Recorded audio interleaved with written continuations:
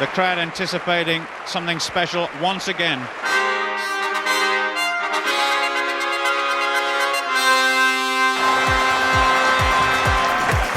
Oh, it's a tough act to follow, but he's done it again.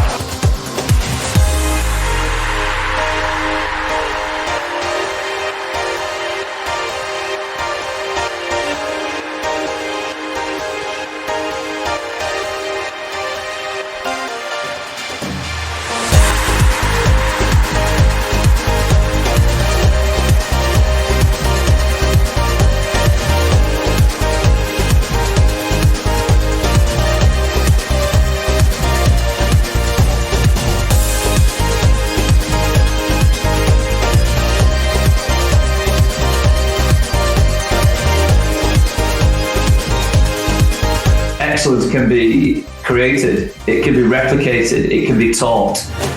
The Inner Game Podcast, Season 2.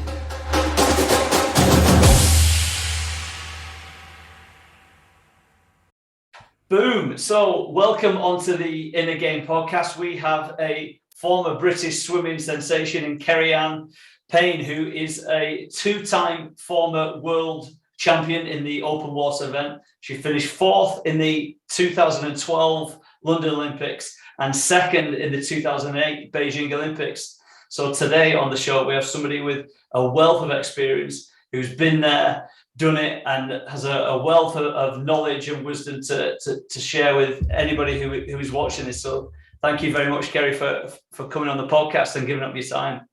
My pleasure. My pleasure. So I always like to begin finding out how somebody's journey into sport began. So how did your venture into swimming begin for you? For me, I was the youngest of three, so I didn't really have a choice, to be honest, to begin with what it was that I was going to do. So to start off with, it literally was just going swimming because my brother was going swimming at the time, and then I think I also did gymnastics. My sister was doing gymnastics at the time. I really did not enjoy gymnastics at all. Never been flexible, even as a kid. And you have to be pretty flexible to do any sort of gymnastics. And I absolutely took to swimming, loved it. Just couldn't wait to do more. And that's really where my journey through swimming or from swimming started. Nice. And is it also true that you actually spent your early years in South Africa? I did, yes. I was born there, lived there until I was 13. So parents moved out when they got married long time ago. Only meant to be there for a year, but ended up staying for 25, having all three kids there. And then we all pretty much moved back together at the same time. Oh, nice.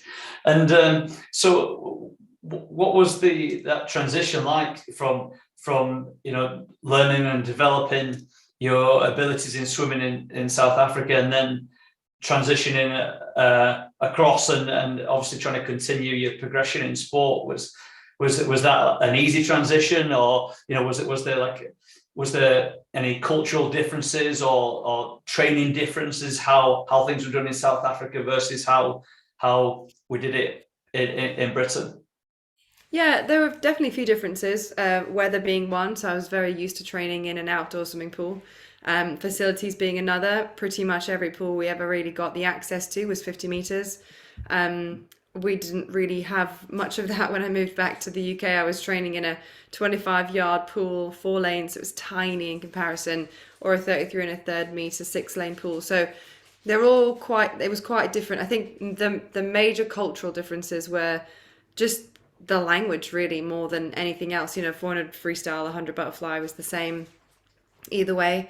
Training as you get older steps up anyway, so I think I was quite prepared for stepping up as I get older, as I was getting older anyway. But I think actually moving continents as a child, having something like swimming actually was a nice transition into that world, because it really was racing in a pool in this environment to racing in a pool in that environment to start with anyways. Where I did most of my racing was in the pool. We did lots of open water in South Africa, and I do think that that's probably the reason why I was able to transition really easily into open water. But it wasn't until I was 18 that I really started doing open water swimming properly anyway. So yeah, the main differences, I guess, were just that I spoke differently, and yeah, that was pretty much it really. It wasn't really a huge amount of difference otherwise. And then just different coaching and knowing that I was going to have to step up. And then the training environment was quite different. Yeah. And so what was your progression like then from being a club swimmer at Stockport Metro to then getting up to Olympic level and performing in the Olympics? So I'd imagine it wasn't just a clear, nice, smooth line straight up from junior swimming to international Olympic swimming. Can you explain and expand, how that transition for you? And obviously you mentioned there how earlier on you was doing more of the pool swimming, and then at some point you've transitioned to the open water swimming. How did you get to that point, for example? Yeah, so I was swimming in the pool and racing in the pool when I left South Africa. So the two events I was doing were the 400 freestyle and the 100 butterfly. So I kind of thought, this is what this is where I'm going to go with it. Very quickly realized that more the long distance stuff at the time, unfortunately, was where I was going to head towards. So we sort of, put aside the medley stuff, the fly stuff, and really focused then on the freestyle events. But I actually moved to a club called Rochdale of Aquabears of Rochdale, sorry, when I moved. So that was in Rochdale, that 25-yard pool that I was telling you about, under Dave Crouch, who was a fantastic coach. I really loved him. And I think I say this because I think he helped me go from a really good young swimmer to, and it always sounds weird, kind of sounds like I'm blowing my own trumpet, and I guess I am in a way, but from a really good young swimmer to a great young swimmer. I think he really helped me take that step on, and I qualified the very first year I moved back. So we moved back in April, and I'd made my first junior international team for that December, which I did, not long after I'd moved. So that was an interesting kind of step to go from never competing for South Africa to straight competing for the UK. And in a way, I'm glad I didn't get a chance to compete for South Africa, because I would have not been able to compete for Great Britain for a while. Yeah.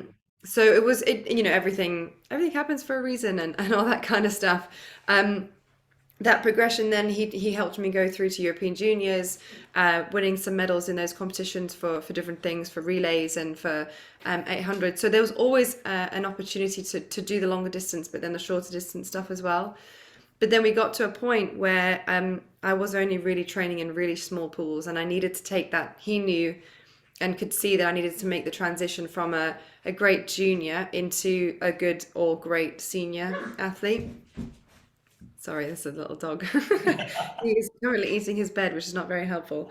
He will settle down soon, I'm sure. So he recognized that I needed to go from being a good junior, great junior, into a good or great senior athlete. And I wasn't going to be able to do that with the restriction of the pool that I had. So, trying to do 7-8K in a 25-yard pool, it was quite hard work.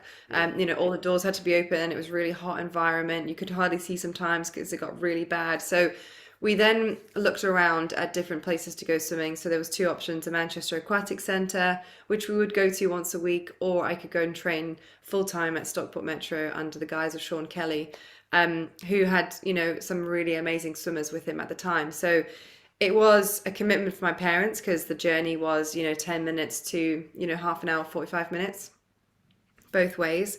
Yeah. So I'm really grateful that my family have been incredibly supportive. So then I moved and made that transition from Dave Crouch to Sean Kelly. And at the time, Cassie Patton had moved as well, or she was just about to move a few years later. Actually thinking about it now, it was a few years later. But I was training with some of the greats, and I still call them the greats, and it could be because I was really young when I joined. I was 15 when I moved across. So it was Steve Parry, Adi Turner, James Goddard, Graham Smith. So training with Graham Smith, who'd won a bronze medal in Atlanta for the 1500, and just seeing how he trained. I mean, he would lap me all the time, all the time. Every session we did, he would lap me, and I'd be so annoyed that I was constantly being lapped. I mean, he was so good, but I was just being lapped all the time, and it really annoyed me. So, but it was great to see someone train just so hard and so well and so fast all the time. And all those, I call them boys, they were men really, because they were like between the ages of 24 and 28 at the time. Yeah. there was a great environment to be in. They were so good. And actually, I'm really glad I joined then because Sean was still quite young himself and he had a squad of, these, they weren't boys, they were men really. So he couldn't be really kind of old school in his approach to coaching because they all knew what they wanted. They all knew how they wanted to train.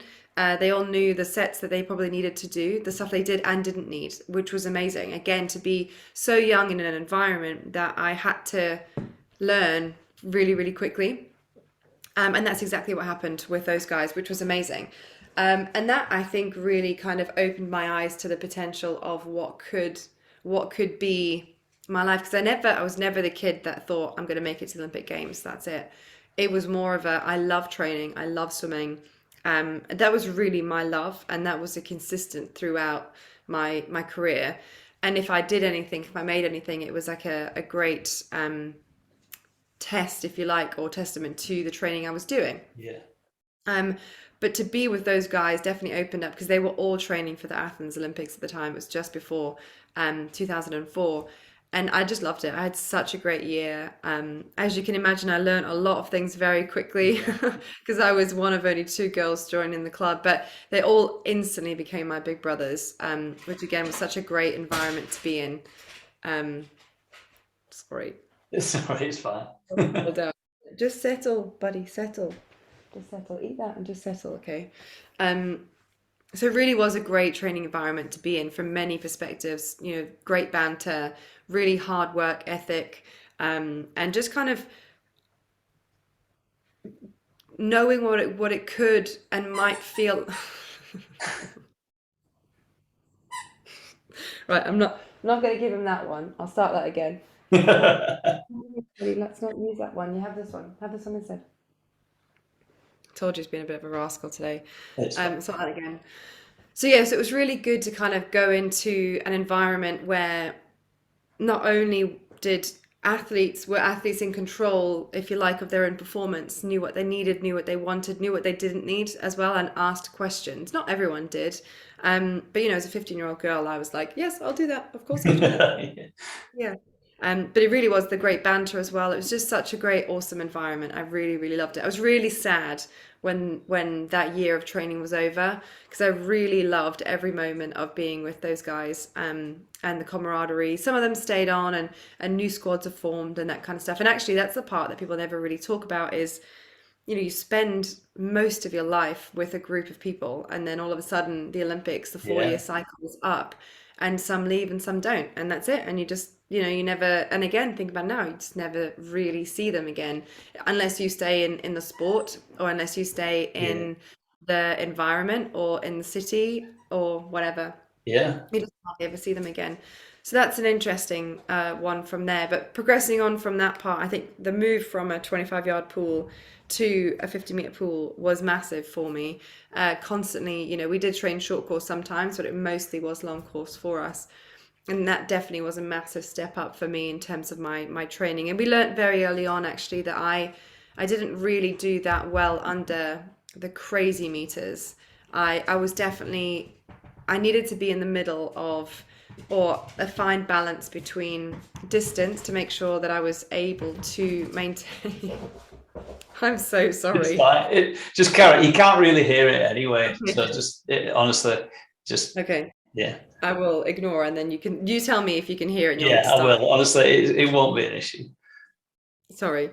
So yeah, that transition then going, training much longer distances. But what we found out very early on was that actually I wasn't amazing at doing like the 100K, 110, 120K weeks that we knew lots of other athletes my age were starting to do in the world of distance swimming. Yeah. It just wasn't possible for me to do that because I just kept getting injured. And actually what we realized was I was sacrificing some speed just to try and have more endurance. And we kind of made the call early on that I needed a combination of both of them to do what I wanted to do, to enjoy training and all that kind of stuff. So it was really interesting to kind of learn that quite early. We had a couple of really big weeks whenever we did like Hell Week, we'd call it, that would be 100K. But I knew that I needed a bit of recovery after that time. and yeah, from there it really was a case of kind of stepping up and stepping up to the next level. And it actually was at the Athens Olympic trials that I entered for the 800 freestyle, and I didn't do the time. I wasn't expected to do the time. I was only 16 at the time, so I was Yeah. really young. Moving on from there, though, 2 weeks later, I was asked to join the senior team to go out to Belgium to do a competition out there, which was French. Well, actually, it was in France. It was French nationals, and I did an 800 there again. So it was 2 weeks after I'd tapered for trials, and then we just did a little bit more, I guess, an extended taper for Yeah. this competition. Not expecting anything. Anyway, I came away and I did the time, the Wow. qualifying time, but it was obviously 2 weeks too late. And that Yeah. really, I guess, was the first moment for me where I was like, whoa, wow, I could have done it. I nearly did it. I could have done it. That was a really interesting process, which kind of then, I guess that was the motivation for a little bit through the next sort of 4 years. And moving on I went out to Athens and watched, and it was amazing, and I loved it. And then went to the next trials, if you like, for the next year. And usually trials after Olympic Games are massive. Like, they are so hard because the times from the Olympics were so good that Yeah. all the qualifying times are incredibly hard. And this year was particularly tough. Anyway, got in, did the 800, did a massive PB, like an 8-second PB, Whoa. which was huge for me as well, considering I had done consistent PBs, and Yeah. I just missed out on making the World Championships time that year by about zero point 0.4 of a second, which was quite tough. Like, to take that Yeah. wasn't really it was again good, but it was the second time that was like, oh, just missed it. But I did this huge amazing time, and I just missed out on the qualifying time. But that kind of is the beauty of the sport, is that it is very black and white. This is the time you've got to do. Yeah. You do, you go. If you don't, you don't go. So it was easy to go. Well, I didn't do the time, so I couldn't go. So it was easy to move on to the next thing. It wasn't like, you were picked because of Yeah. such a Yeah. such a Like bit. favoritism or some. Yeah. Exactly. I don't think I would have survived very well under anything like that, really. And then moving on to the next year, and it was Commonwealth Games, 2006 Commonwealth Games, and this was and in the grand scheme of things, to have made an Olympics as my very first international senior competition would probably have been a bit too much. And then thinking the World Championships would have potentially been the next one, but actually it was good in the end that my first international senior competition was the Commonwealth Games out in Melbourne. From an experience perspective, I got to experience bigger crowds, a bit more pressure from a race perspective. Yeah. The medals, if you like, mean slightly more than the nationals medals that you get or don't get, whatever it does. And then to experience a village environment, which is something I hadn't ever experienced before as well. So all these things people talk about as great experience for young athletes into their transition. So it felt right that that was the way that it went through. But from that point on, um, I swam the Commonwealth Games and I came fourth. I definitely have a thing with the number four, which you'll It find out. sounds that way. Um, anyway, came fourth, but I had a terrible race. It was awful, dreadful. The time wasn't good. For the first time in my whole life, even till this day now, the first time in my whole life, I wasn't nervous for a swim. And I'm assuming that must have meant something pretty significant to why the race didn't go very well. My body wasn't ready, I wasn't prepared, not really too sure, but I wasn't nervous. There was 17,000 people watching my first major competition, and I was sitting in the call room going, why am I not nervous? Why are you not nervous? What's going on? Like, usually my stomach's going crazy, and there was nothing. And it was a great meet for the England team, and the Scotland team as well. Actually, had a really fantastic competition, but there was two of us essentially on the England team that didn't win a medal that year, and that was myself and Mark Foster. So that was pretty brutal to be the only two that didn't win medals Yeah. at that competition. And that really took a pretty big toll on me, actually. So I was 16, 17 at the time. I didn't know any different in swimming. I'd swam my whole life. I'd been to school and swam, been to school and swam, and that's what I did in South Africa, and that's what I did in the UK. And I was known as the swimmer, everywhere anyway.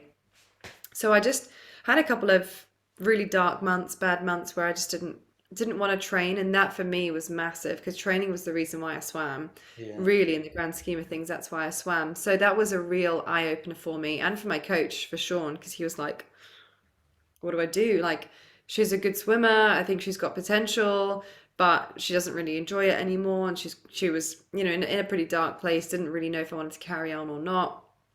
Anyway, he was like, right, you've got two options. One is you can go to Sheffield and we're going to completely change events. So we're going to change from the 800 freestyle to the 400 medley, and that's it. And the 200 medley, it's all we're going to focus on for the next year. Let's see how we get on. Um, or we can do something very, very different, and we can go out to Australia. And to be honest, I didn't hear what he said after Australia. All I heard was Australia, and I was like, option B, to do to do a 10K. And I was like, oh, yeah, I think still option B, still option B. We'll do that. The opportunity to travel was well, it was just what I was really excited about. Anyway, and that was the start of my open water journey from that kind of point onwards, really. And I guess my coach, Sean, knew that I had a potential in the world of open water. Not that I'd ever would have admitted it until, many, many years later, that I probably should have really focused on that much earlier, or at the time it was the right thing to do. Because I guess in my head I was a pool swimmer. And I thought if I did the 10K, it was going to make me swim much more training volume, which in the end turned out not to be the case. But yeah, that was my journey. I made the World Championships the following year, 2007, for the 10K for the open water, not for the pool. So that was also a little bit of a kind of indicator of where I needed to head towards. And then before I knew it, the next year, because I'd taken the pressure off the other events I'd done, I was really enjoying, training again, racing the open water circuit was very, very different to the pool circuit. And I can't remember exactly which order it happened, whether I qualified for the 10K first and then went into the pool and did the 200 400 medley and qualified for both the 200 and the 400 medley for Beijing, or the other way around. I can't quite remember now. But yeah, essentially for that Olympic Games, I qualified for both the pool and the open water. Nice. I remember watching you in the Olympics, and one of the things that struck me about it was how the open water swimming it's very different to the pool, and one of the things that was coming across was kind of how physical it can be, quite aggressive. In that particular sport, how hard was it kind of transitioning from being, in your lane where you do your own thing to then being on top of each other with people like kicking and booting each other? And I'm sure there was some of the things that went on under that water, which was a bit more than just like, getting some catching somebody's feet as they're paddling away. What was that? What was that transition like, having to deal with those different environments, even though it seems like, the same sport? Yeah, it was a challenge, definitely a challenge to transition, because I'd spent many years racing in the pool. When we moved from the UK, from South Africa to the UK, I just focused on the pool. I didn't really do any open water, because in the UK, open water wasn't a thing. It definitely was in South Africa, and we used to go back and do training camps. And I used to do one of the big swims. It was called Mid-Mile Mile, that I used to do as a kid. So I went back and I would do that swim. It was a really big competitive mile swim, but it was very different. I had to really get used to that. And to be honest, I hated it. I hated the physicality of it. So my race strategy, I'd love to sit here and say, yes, we decided that the data said, and we needed to do this and that. But really, the reason why my race strategy for many years was to go out from the front and lead wasn't just because I knew I had the stamina and the speed at the end. On paper, I was one of the fastest. It was because I knew that I could control the pace of the race, which I definitely wanted to do, but also it meant that I wasn't dealing with any of the fighting that was happening in the background. So I wish I could say differently, but that's the honest truth, is that a big part of the reason why that was my race strategy was because I just didn't want to deal with it. And would it get quite physical when they'd be, purposely? Was it largely accidental with people just colliding, or would there sometimes actually be an intent behind actually doing something, do you think? Because the races were pretty heavily refereed, there's two boats usually, or at least one boat watching and a referee watching, that I think the thought of doing something and the potential of being caught wasn't really worth it. But having said that, stuff definitely did happen. And I, whenever I get asked this question, I kind of always say 9 times out of 10, it's just accidental. But there probably always had been that one occasion that might have been a little bit more intentional. But you can imagine, lots of adrenaline flowing, trying to win races, lots of stuff felt like it was on the line for certain competitions. So you can see how someone might have, done something that they probably shouldn't have done. But the idea was that the refereeing was that strict that it just wasn't worth doing anything to get yourself disqualified for. Yeah. You mentioned how when you had some of the I don't know, the failure of not quite getting what you was wanting from some of those competitions, and you got in that dark place. How do you think that you got from there to the other side of that? Do you think it was just simply by having a new challenge that appealed to you, something fresh and something new? Do you think it was it largely that, do you think? I think it's a combination of, at that time, I think I can't really think of what it is. I think as a kid, when I look back on it, I think as a kid, I loved my brother. I love my sister as well, but I loved my brother a lot because he's 9 years older than me. Didn't want anything to do with me because I was the second sister. And he was like, oh, not another one. And he was a bit older, so he wasn't really that interested. Going through teenage years whilst I was a young kid and all that kind of stuff. We're very, very close now as a whole family unit. But I seem to remember just racing because that's where I got attention, essentially. And swimming because that's where I got attention. And it's what I just loved. I just loved swimming. I loved being in the pool. I loved everything about it. I loved training. It's where my friends were. And I think as a kid, I never cared. I never cared who I was swimming against. I never cared how tall they were, where they were from, what club they were from. It just didn't matter to me. It wasn't even like I didn't really have a competitive streak. I just really loved it. Loved it so much that I just didn't even think, oh, you're quite tall. And my mum tells stories of like when I was a kid, and I was like 8, and all the 8-year-old parents would complain, and then they put me in with the 9-year-olds, and then all the 9-year-old parents complained because I was beating all the 9-year-olds. They put me back in with the 8-year-olds, and that was like the story of my life really. As I went through, loads of people didn't really like me very much because I was a very good swimmer, but not because I was trying to win anything, just because I just loved it so much. So I think I never really worried about the pressure. I never felt it. I didn't understand it. And even at school, I never been like, never really felt peer pressure. I'm not sure I even know what that feels like. Because I guess either I was confident enough in myself to know what I wanted and how it worked, to ever really have felt that anyway.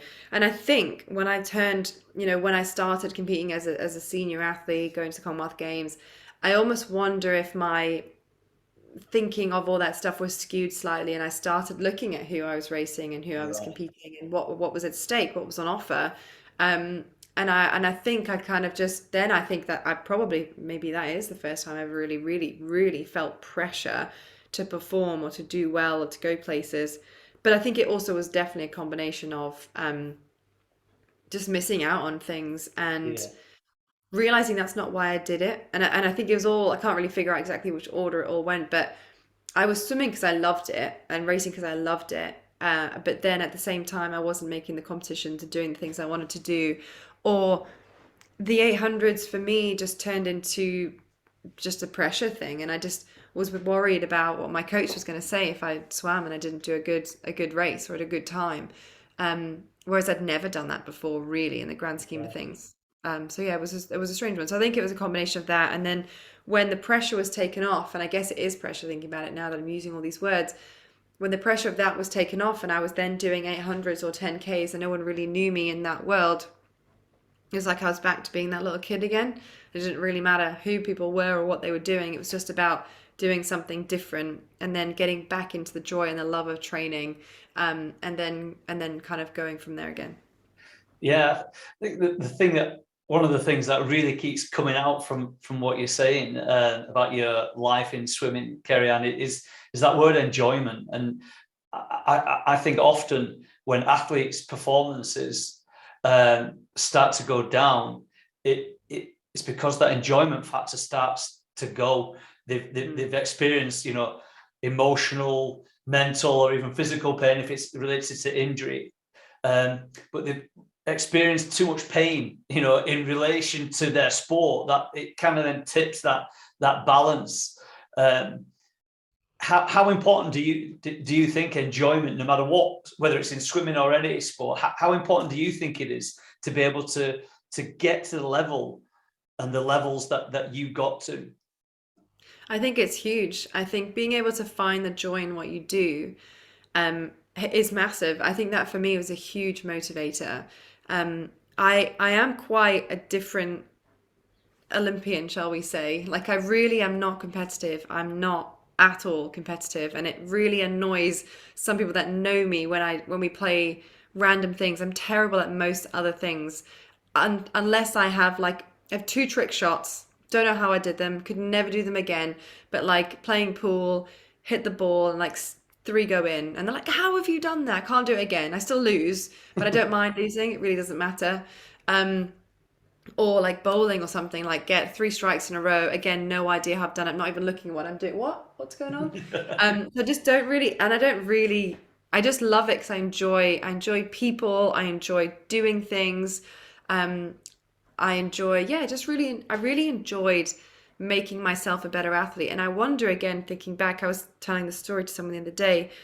I wonder if my childhood definitely had an impact on that, from the perspective of other people not really being happy about me being a good swimmer. So I was the third Payne in a line of swimming Paynes. My brother was pretty good, my sister was pretty good, and I was probably the best of the three. And there was just another one. So South Africa can also be a little bit sort of political from a parenting perspective.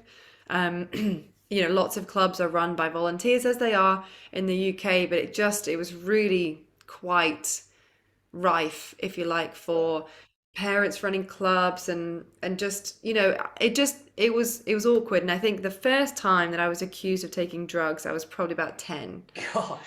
which was ridiculous. And I remember one club night. I remember this, and I don't remember much of my childhood because I think it just involved swimming and school, but I loved it. And I remember one club night, so it must have been 11-ish. And I remember my mum standing up, and they were like, "It's an AGM," and she was like, "Has anybody got anything else to say?" And my mum stood up and she was like, "Yeah, just wanted to say that I think it's completely ridiculous that a club like this can start rumors and accuse children, accuse me or accuse my daughter of taking drugs." And I just remember being like, oh, trying to like hide under the seat so that no one could see me, of like dying of embarrassment. But she's totally right. Like, she was totally right, but I guess I'd never really liked the attention. And all of a sudden everyone was looking at me and I was like, oh my goodness, this is not good. And it wasn't great. Like, I was 11, and I think the first time I was drug tested, I was 11, which is technically not legal. And it was just the way the world worked a little bit out there. Like, yeah, first time someone watched me pee, I was 11.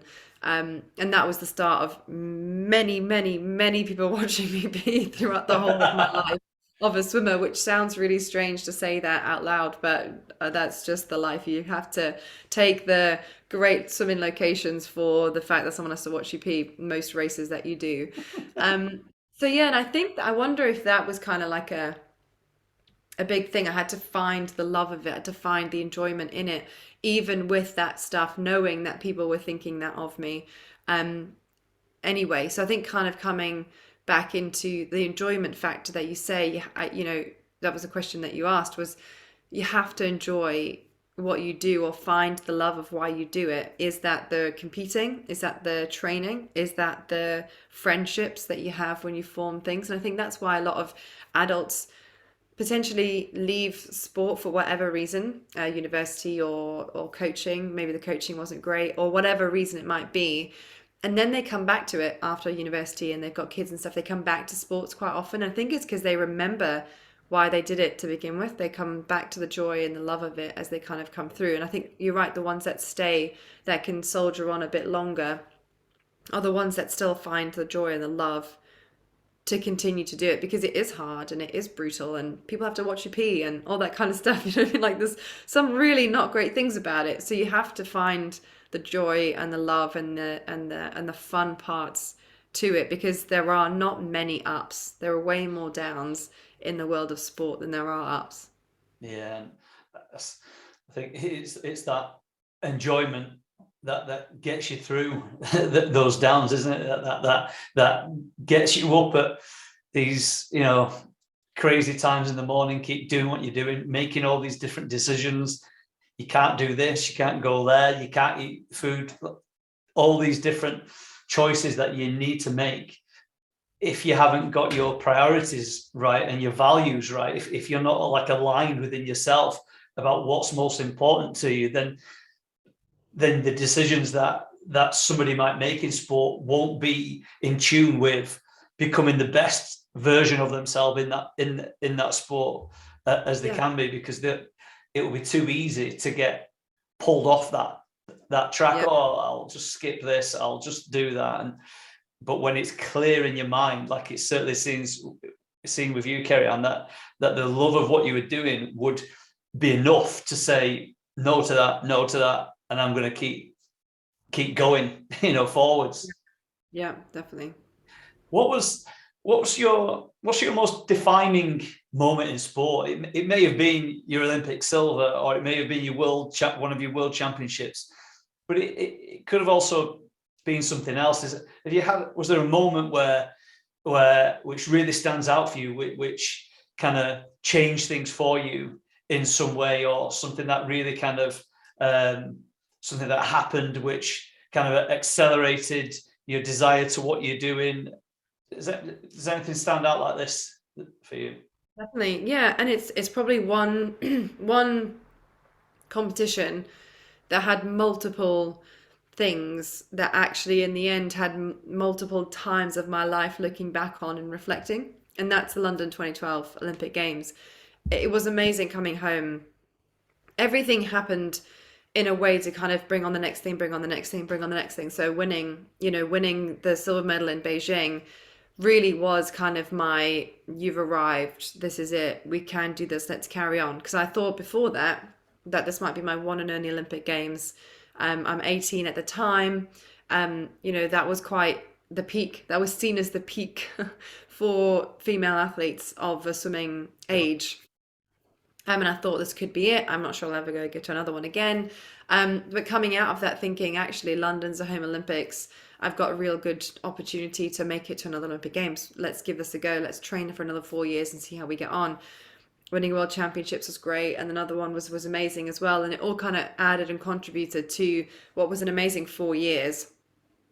And just seeing how, being part of a home Olympic Games is like nothing I will ever experience again. It was amazing. Every part of it was incredible, from the kitting out to the venues, to seeing what we do, to seeing what we still have done with lots of our venues, which is amazing. From a legacy perspective, to still see the aquatic centre open, being used, busy all the time. I know there's lots of unfortunate, venues that haven't had the ability to be able to do that, but most of them still are being used from a legacy perspective.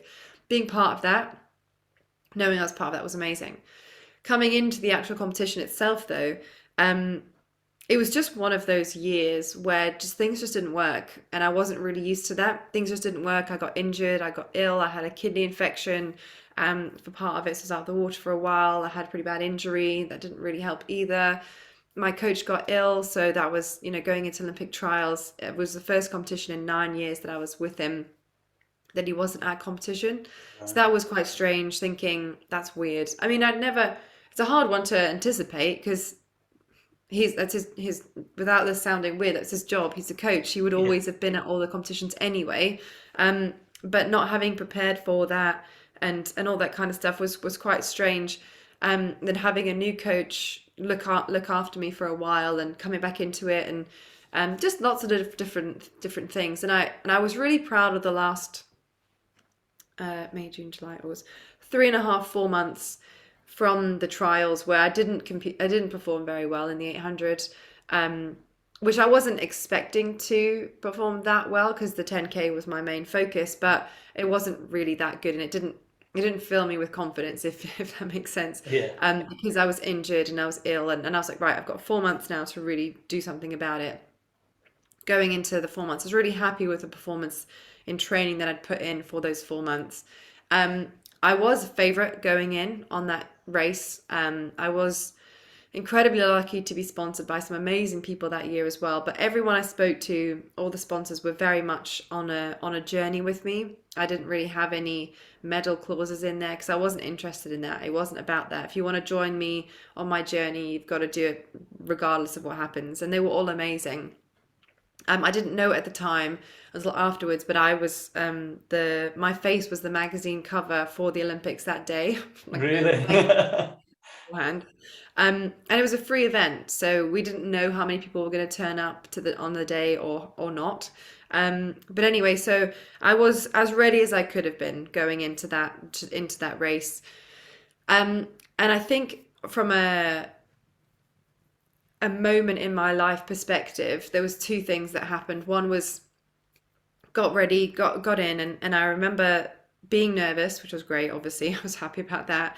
But just thinking this could be one of the most amazing experiences of my life. So let's just take it in, but not overwhelm me. And I remember thinking, I just want to take it in when I walk out because this is a home Olympic Games. I'm the only Brit in the field. So I remember walking out and they're like, and from Great Britain, Keri-Anne Payne, and the noise was incredible. So not really knowing how many people are going to be there, there was 30,000 people came to watch the open water, which was amazing. I'm sure that there was like, I don't know, 50 people there for the other girls that were racing, but it Yeah. genuinely felt like 29,950 people were there to support me and cheer me on, and it was amazing. The noise was incredible. I'm so glad I let myself just take that bit in for a second. It didn't overwhelm me. It was just amazing. And then kind of focused, switched back into race mode and got on and did my thing. And this was the first competition in a long time that I wasn't self-sufficient. And what I mean by that is I normally have gels on me. When I swim, we take 2 to 3 on a course. But I was wearing a new suit it wasn't a brand new suit. It wasn't the first time I wore it, but this was the first season that we trained and raced in a different suit that had a closed back instead of an open back. And I hadn't figured out where I could put the gels within the suit. So I'd decided that I was going to go into the feeding station, that competition. And my main, aim was to stay normally on the racing line of the course. So I'm on the inside of the course, making all the turns, doing all that kind of stuff. The feeding station on this occasion was on the outside. And as I went in, there was the Hungarian swimmer who ultimately won the race. She did the same tactic as me, which was to go out in front and lead. And I just couldn't get across to the feeding station. I just couldn't find the opportunity just couldn't quite get across. And eventually I found an opportunity, but on lap 4, which was really late. I normally would have had at least 1, if not 2 feeds at that point. And I was like, I have to go in. I have to find an opportunity to do it.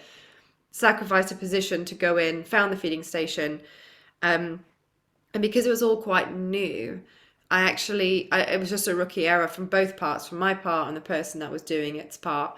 The feed pole was just a little bit too high. I just missed it. So I had to kind of stop and then go back a little bit and take it. Took the drink on, was totally fine. But because I was a little bit slow in what I was doing, everyone else was already gone and just swam through. And because I was the obstacle, I was the one that was swum over. And all of a sudden, at the biggest competition of my entire life, found myself in the worst position that I could ever have imagined, which was in the middle of the pack. So I'd gone in joint first, came out 12th, 13th, 14th in the pack going, what did you just do? And I just remember being really angry with myself, thinking, why is this the first time in your career that you are in the middle of the pack at the most important competition of your life? What did you do? And for a lap, I thought, you know what? I'm done. I'm done with this. I'm done. And I could feel a black eye coming because I'd been swum over and I was hit a couple times during that process. And I was like, I've definitely got a shiner. I'm sure they'll have filmed that bit where I swum over. I could get out now and just use that as a good excuse and say, I was hit in the face. I'm going to get out. But because it was London and because there was loads of people that came to watch and there was Union Jack flags and there was cardboard posters that people had made. I didn't even know them. They'd made these posters saying "Go Keri-Anne." My parents were in the crowd, my family were in the crowd, my brother was in the crowd, and I was just thinking, I can't stop now. I can't. I really can't. Because it was such a close, intimate venue as well. I could hear people shouting, and you can't hear anything when you're swimming normally. I could hear people shouting, "Go Keri-Anne." I could see them, they were that close, and I just thought, I can't stop now. I have to carry on. So I spent the next 2 laps just working my way back up to the top, back up to the top. And here we come full circle to finishing in fourth place by 0.4 of a second again, and about 4 seconds behind the winner. And I was gutted. I was absolutely devastated in that moment, thinking, this is it. I'm an absolute failure. I came here. I was a favorite. I've come fourth. I've not won a medal. This is dreadful.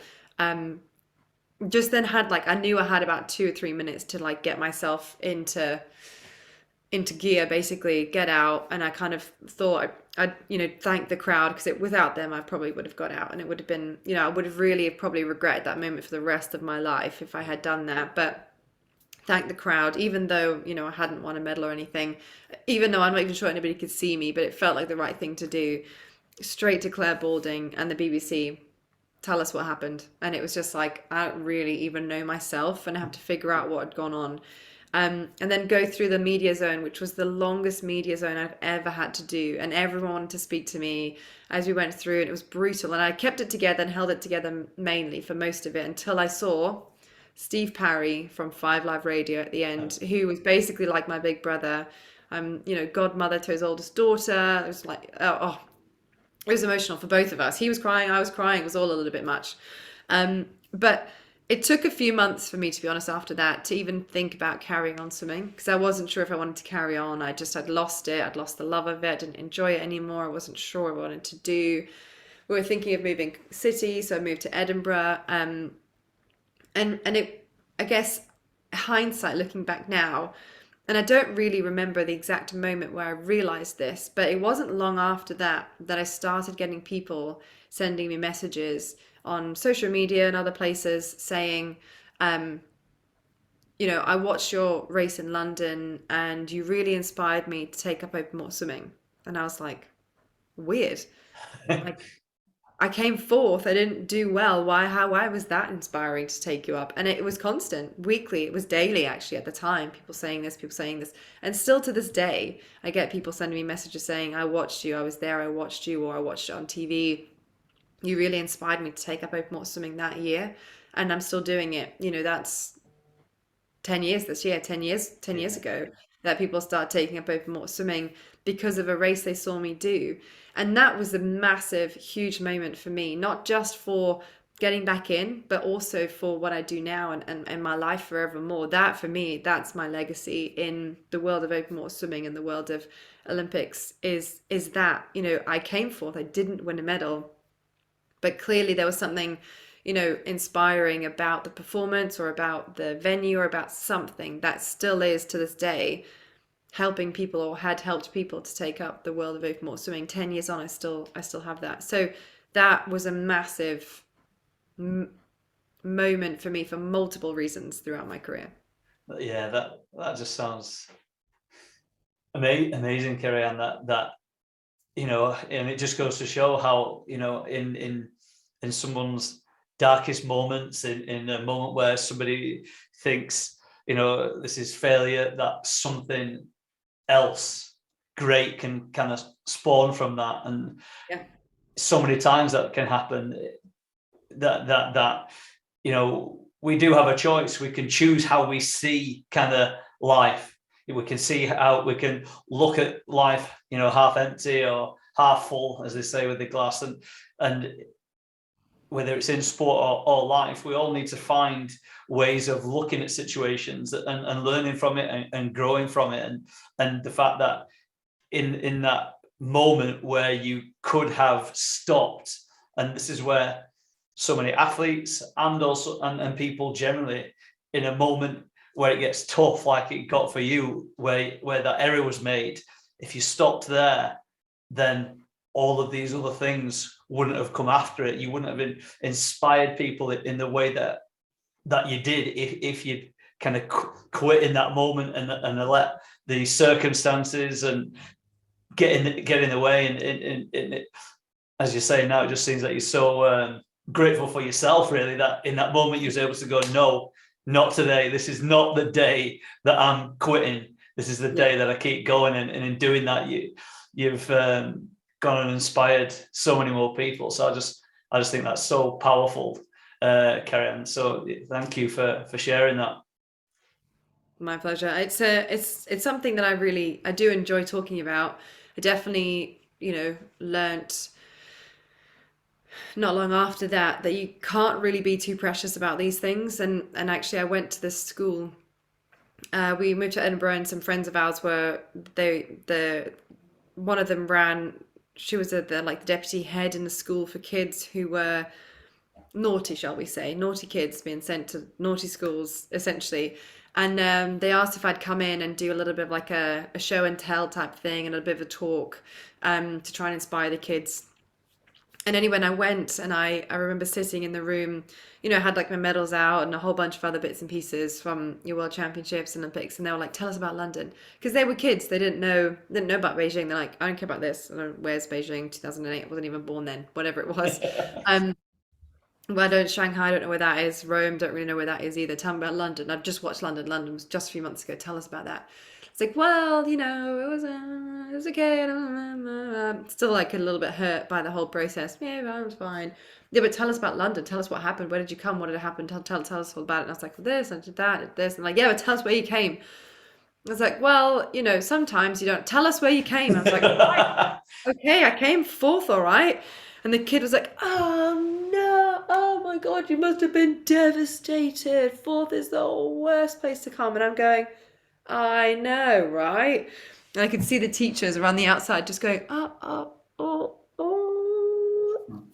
But actually, that I'm so glad I had that moment when I did, because it really just it shook, like full body shook me out of whatever weird dark mode that I was in, and it really kind of opened up my eyes again to being like, actually, it's not the end of the world. It really isn't the end of the world. Yeah, it sucked, and it was a hard moment in my career, but actually, in the grand scheme of things, I could have done this. I didn't, and I came fourth in the whole world at the Olympic Games. Is in the grand scheme of things not that bad.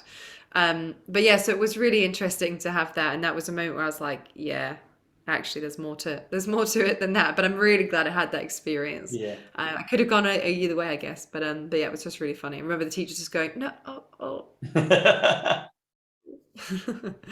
What about the opposite end to that? Can you remember a time when you really nailed a performance, a time where your performance just came, it happened like that? I spend a lot of time teaching athletes how to get into the flow state, and I'm sure you will have had events, races where everything just clicked and it went well for you. Can you describe what it was like in a race when this happened with you?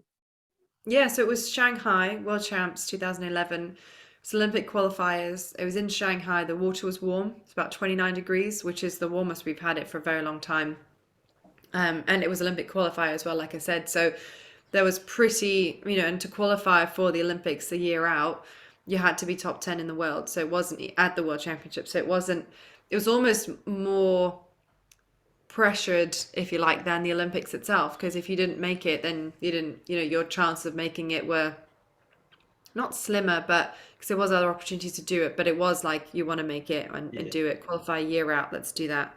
And I was just ready. We went, I did some altitude training in Sierra Nevada that year, nailed it at every point. I was probably the lightest I'd ever been. Not that I think being light was helpful for me but maybe it was potentially. I think it all kind of just, everything was in place. And I had done a lot of gym. I was really happy with that.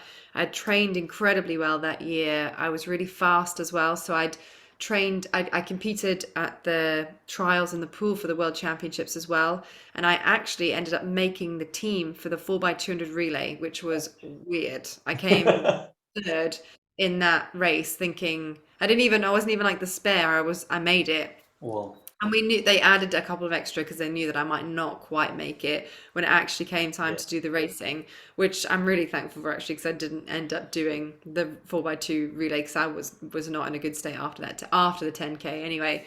I was just ready. I was really, really ready for it. I knew what I wanted to do. I just knew that I felt good. And I dived in and I just thought, you know what? If someone is going to try and take it from me, they're going to have to take it from me. And what I mean by that is the title or the to win or to be top 10. It wasn't about winning. It was about making sure I was top 10, and that's what I was saying. If someone wants to try and beat me, they're going to have to try and beat me to be in the top 10. I really want to qualify for London. And I just thought every time someone came, I led right from the start, the dive in straight to the front, did the course. I really enjoyed the course. It was great. I actually really enjoyed the heat, which I didn't feel. I still to this day I can't really remember it being warm. The reason I know it was warm was because everyone keeps, whenever we talk about it afterwards, everyone goes, "Oh, that race was so hot. It was too boiling." And I don't remember that. I really don't remember it being too hot at all. It was felt perfect for me anyway. I nailed my nutrition, I nailed my race plan, I nailed everything. It just worked really well. And a couple of girls tried to come up next to me. I led every single meter of the whole 10K.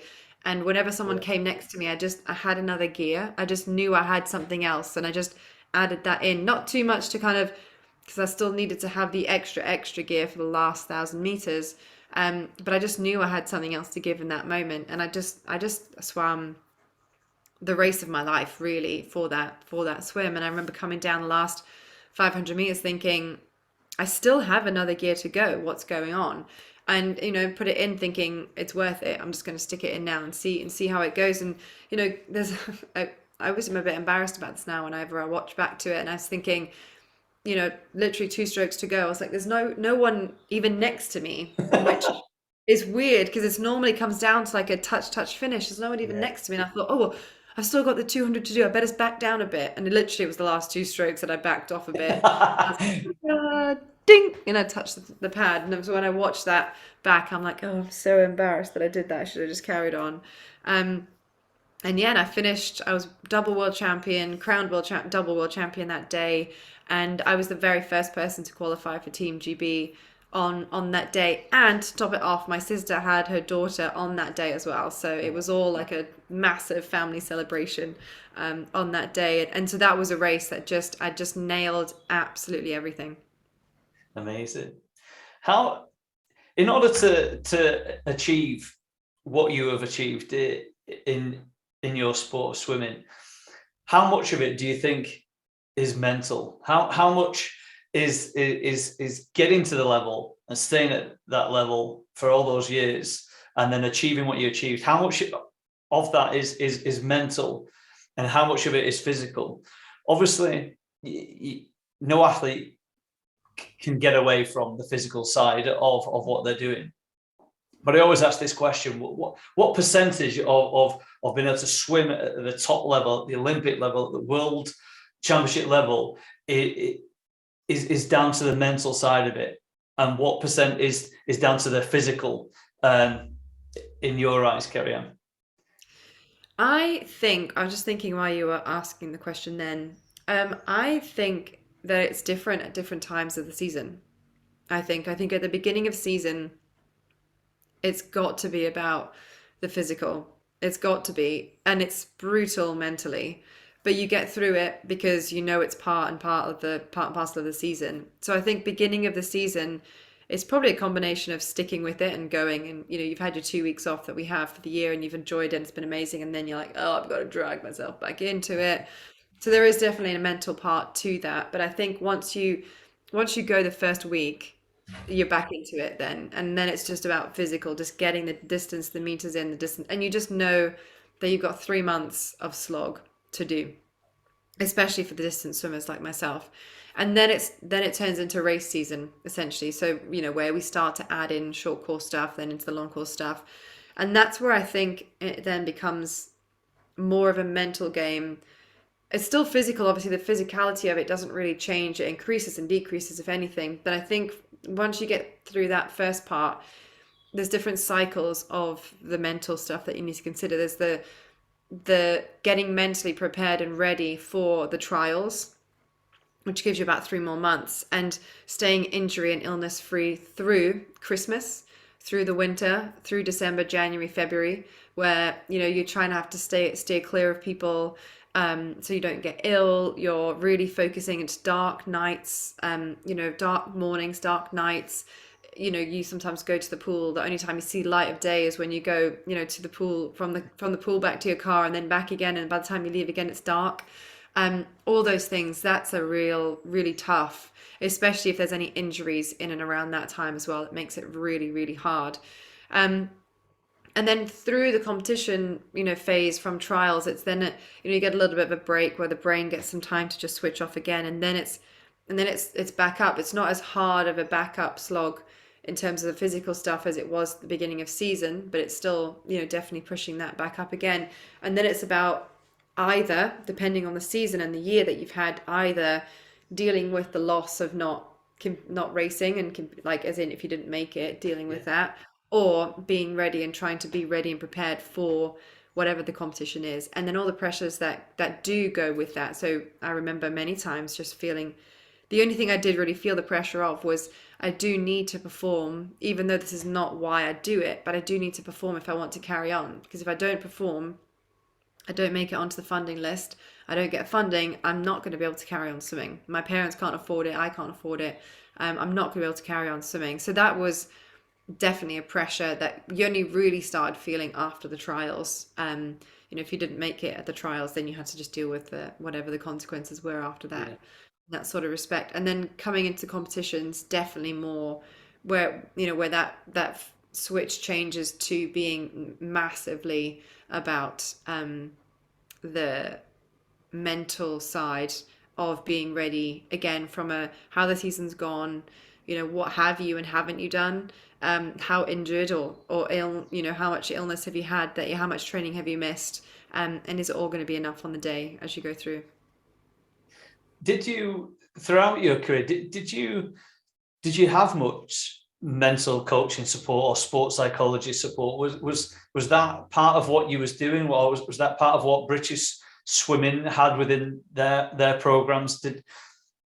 Was there much that you did as an athlete, specifically mentally, to help you with the training, with the competition, or was it something that you was largely left to kind of just figure out yourself within your own mind?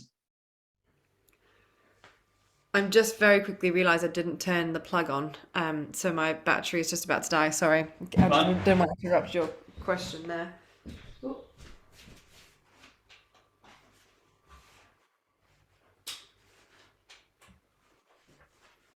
There you go.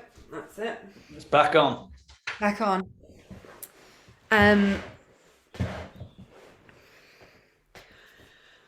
I guess I had an interesting route with psychology in my sport. So it wasn't really until pre-London that we did get some some psychology support. And the psychologist we had, Simon Middlemass, I think he was exactly what I needed at the time. I wasn't and have never been a visualization athlete with anything. I've never done, even when I had my daughter and everyone was talking about hypnobirthing and imagining this, when I remember doing like some of the hypnobirthing classes, and they were saying, like, imagine in your eye that there's a red balloon and then the balloon's going, and I was like, I can't imagine a red balloon. My mind just goes blank. It doesn't work for me. I can't do it. And I used to get really stressed whenever we used to do some team building or psychology work, and they'd be like, right, sit down, visualize your race. And I couldn't. Visualization is not my thing. Yeah. And I think probably or possibly because I'm not, like, at the core of me, I'm not competitive. Maybe that's a reason why I just didn't, being forced to sit down and think about the actual race itself just didn't, it filled me with more dread than it did any good, if that makes sense. So it wasn't for me. But Simon was exactly what I needed at the time. I think I'd gone through a lot with life in general, and friendship groups. And I mean, it definitely was more about life than about anything to do with racing and Yeah. competing. But I clearly needed that at the time. It was, I guess, if you think about it now, it was a bit like therapy. Yeah. I needed a therapist rather than a sports psychologist at Yeah. the time, to help me through some stuff that I just never really got the chance to talk through, or because I've always been the friend that was always fine. I was always okay, always fine, always the one that was happy, and whatever it was, and I never really got to talk to anyone about any of the other stuff. So that was really helpful because it gave me an outlet to really just open up and share and talk things through and have a moan, actually, because I wasn't known for moaning, but have a moan, and I wasn't being judged by anyone for moaning. I was allowed to moan Yeah. at someone. Um, and that was really good actually for me at the time. It's exactly what I needed. And having the access to someone like that made a massive difference for me. But again, it wasn't really yeah, I think when I realized that, because it wasn't really until I was much older that I realized that nerves were actually a massive part of my performance. I didn't know that I remember thinking I'm not nervous and I'm always normally nervous. But it probably wasn't until a couple of years after that where it triggered for me that actually nerves were just my body getting ready to perform. I didn't Yeah. know that at the time. I didn't know it was a natural reaction that had to happen. And I think maybe around that time, those things happened, where I realized I had the understanding and the realization that that's all part and parcel of the process, and that needed to be in there. And I think that really helped me from a racing perspective. And I never really felt the pressures. It was more of a, has training gone well? Can't do anything about it now. If it hasn't, I've done it, or I'm confident with everything I could possibly have done at this moment, and now my body just needs to get ready to go. And that's probably to the extent that I ever really focus on my mind. And that's not to say that I didn't focus on my mind. I definitely did, and I definitely needed that. I think one of the other things we did quite a lot of was like the personality profiles. So again, not just from a, this is my profile, but this is everyone else in the squad's profile. This is how we deal well. This is my coach's profile. This is how I can interact best with you. That for me was a major game changer as well, because I was always team mum. I was always the mum of the team. I was always making sure everyone was okay, and I really loved that role. So it was really good to kind of still know that I was doing a really good job of that, and enjoying all that kind of stuff as well. I don't know. I'm not really sure I'm selling it as well as I could have, but No, you are. my journey. I think one of the things that's come out a couple of times, whilst we've been speaking, Keri-Anne, is how you have framed what most people call nerves. And you can look at it in both ways. You could say nerves is nerves, or you could say nerves is excitement. It's the excitement. I want to get out. You can use that energy in a positive way. And for you, it seemed like, I think because you enjoyed so much of what you was doing, that energy, that feeling that often athletes feel in the stomach, for you, it was actually a positive thing. It was your body getting your body and your mind ready to go and do what it needed to do, which was something that you actually loved doing. Whereas for some athletes who are like forcing themselves through their training, forcing themselves through something, if you do that, subconsciously you're saying to your own mind that you don't really want to do this.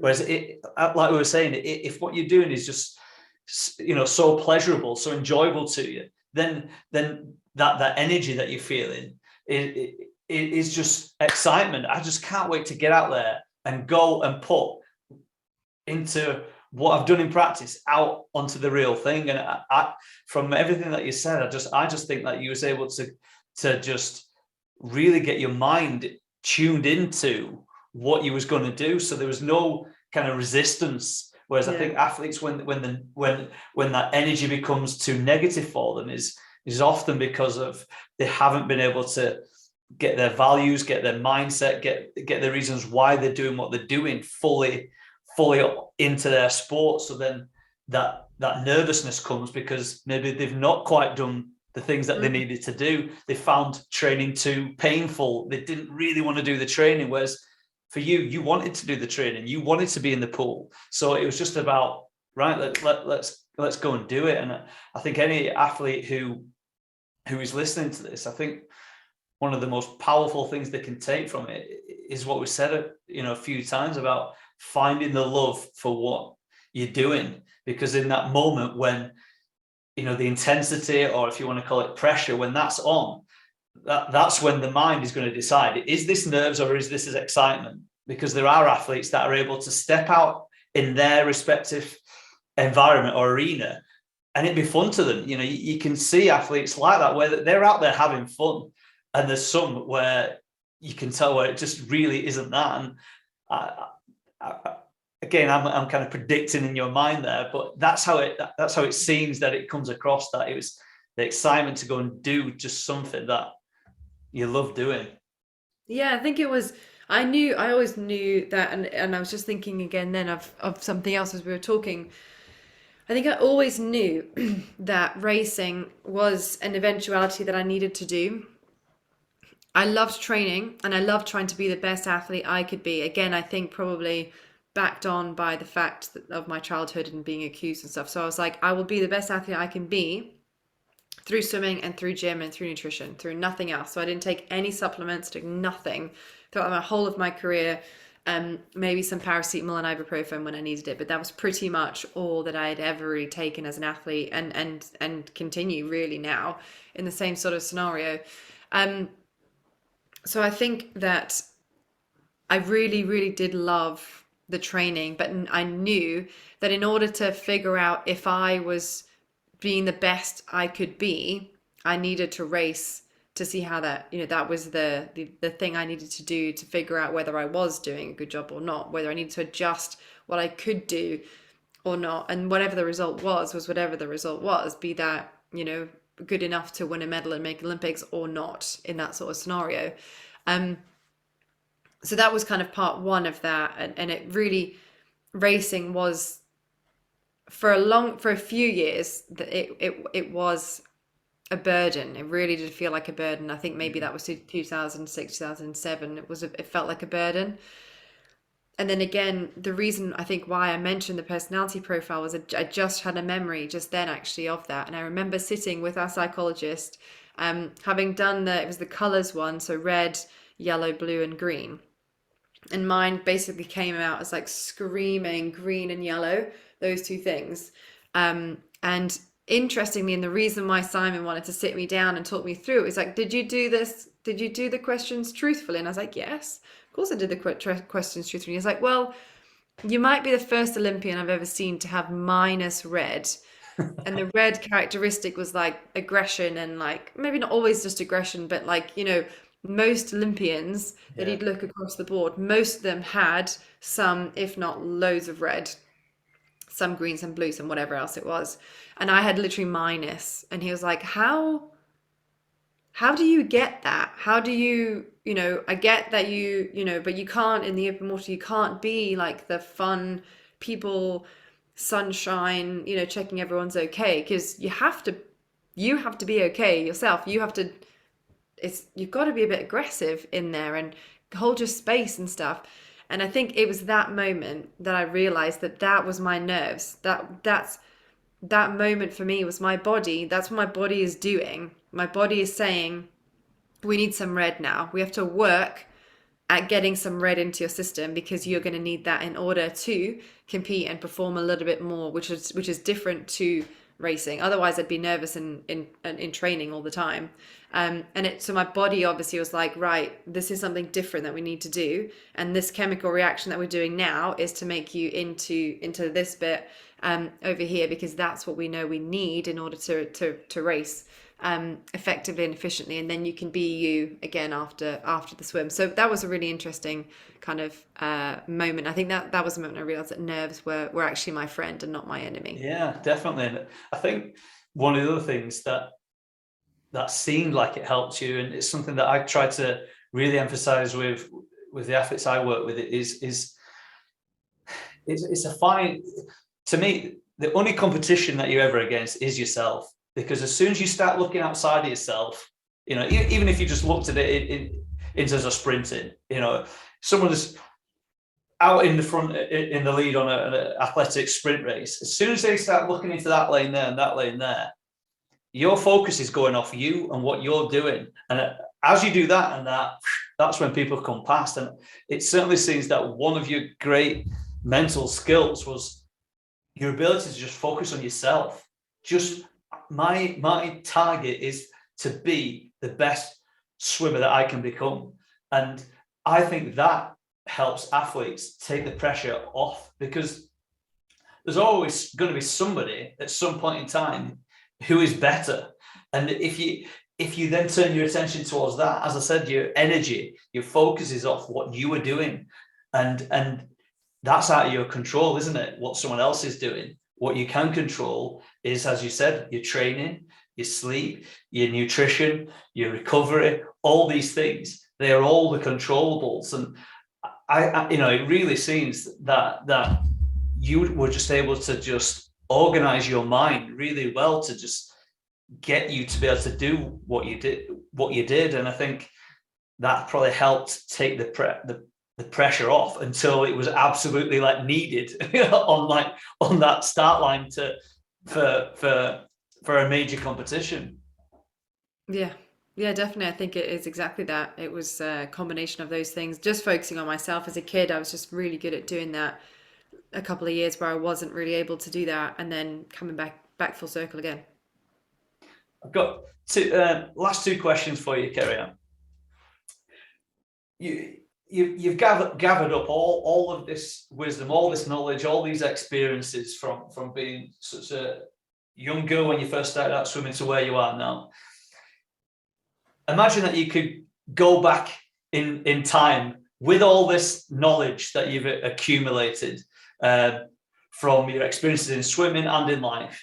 If you could go back to your younger self, maybe your teenage years, or even after that, a point in time, and give your own younger self some valuable information that would have helped her in some way, what would you give her? I don't know.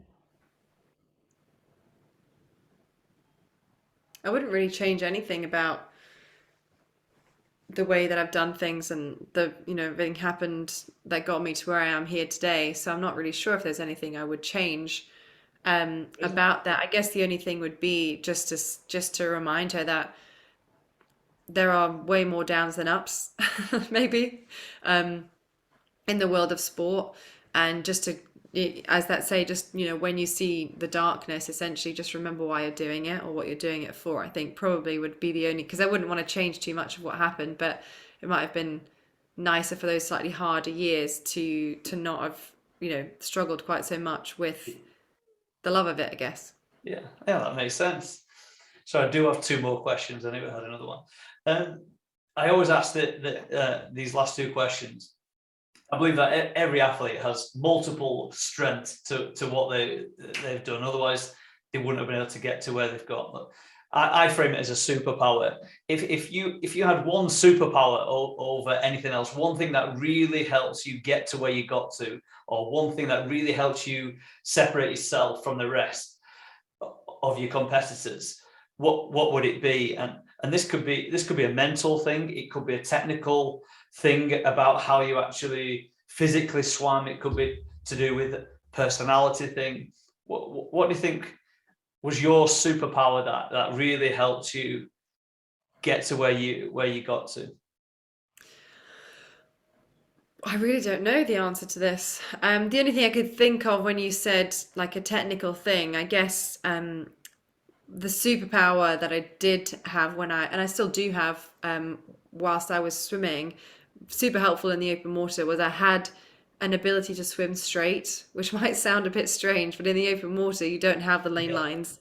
And everyone knew it as well. I have like an internal beacon system in my head, and when I'm off course, it's like beep, beep, beep, beep, beep, beep, beep. You need to look, you're off course, which didn't happen often. So I had the ability to swim straight, and I think everyone knew that. So if I was ever in the lead, everyone would be like, "Oh, phew, Keri-Anne's in the lead. We'll be going in a straight line. It's totally fine." So I think it's probably that, and I still have that now. So I can still very much swim in a straight line when I go swimming in the open water. And I'd imagine that was very useful, because you wouldn't waste energy. You're going straight from A to B, not veering off from that. And if you didn't have that, that would have meant that you would have been a lot less economical, which ultimately wastes the energy, slows you down. And so it certainly proved to be very useful in what you was doing. Definitely. My last question then, what's your definition of sporting excellence or excellence? Ooh. I think the advice that I always give out, and I think it's this, is have you enjoyed yourself? And that is in anything. Have you enjoyed what you've done? That, we talked about that earlier, but genuinely that's, whenever I say, when someone asks me what advice do you have, it is find something that you love doing and do it. And I think that is, if you love doing something, you will have a sporting performance of some sort related to that thing that you love doing, that's sport related. So yeah, I think it still is that. If someone genuinely has the love for something, because if you have the love for something, regardless of the outcome of that, whether it was you won or you came second, there's not really much more you could have done, because you loved the being there doing it, if that makes sense. It does. I'm so glad you said that. I was hoping that's what you was what you was going to say, Keri-Anne, and I just couldn't agree. I couldn't agree more. And sport, we all got into sport because we enjoyed it. It all started with that. We found something that encapsulated us in some way. For me, it was my main sport was football, and I found something that for the first time where I was actually good at it, where I felt I could just express myself doing it. And it didn't matter what I was doing in relation to football, just being there, being able to play, whether it was with my friends, whether it was at a club, whether it was a match, whether it was trials, whatever it was. I just loved being there with that random little white thing, bag of wind, kicking it around. And I just loved it. And as I said, I think athletes struggle when they start to lose that, and as long as athletes and people are holding on to and reminding themselves, why they do it, and it's the love of it, for the love of something and the enjoyment of it is what will carry anybody through those challenging moments. Yeah. So I think that's a great way to wrap up this podcast, Keri-Anne. And I really want to thank you again for coming on and giving up your time and sharing so much of your wisdom and insights to the lows and highs of your sporting career. So thank you very much for coming on and doing this. I really appreciate it. Thanks for having me. I really enjoyed it.